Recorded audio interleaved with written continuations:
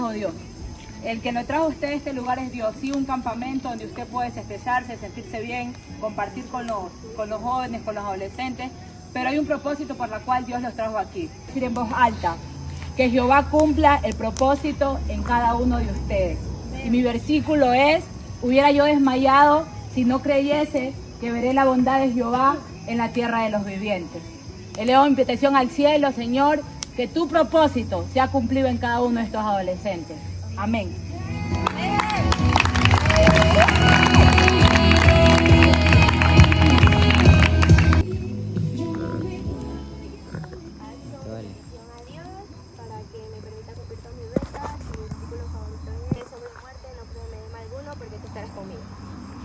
Amén. Amén. Entrego mi petición a Dios y mi versículo es, guárdame Dios porque en ti he confiado.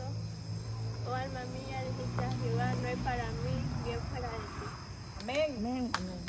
El versículo que les quiero compartir es Josué 1:9.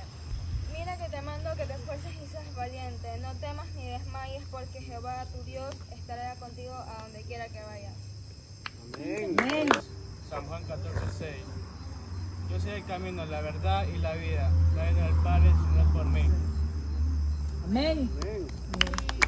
Versículo es el que habita la abrigo del Altísimo, morará bajo la sombra del Omnipotente, dirá de Jehová, esperanza mía, castillo mío, y ella en quien confiaré. Pero téngalo por seguro de que Dios hará su obra en su vida. Nadie te podrá hacer frente en todos los días de tu vida. Como estuve con Moisés, estaré contigo. No te dejaré ni te desampararé. ¿Por qué? Porque te amo. ¿Por qué? Porque yo te creé, dice el Señor. No eres huérfano. No eres huérfana, no estás solo, no estás sola. He levantado esta generación porque creo en su corazón, porque creo en sus habilidades, creo en lo que pueden lograr, creo en que pueden hacerlo todo y mucho más de lo que hemos hecho.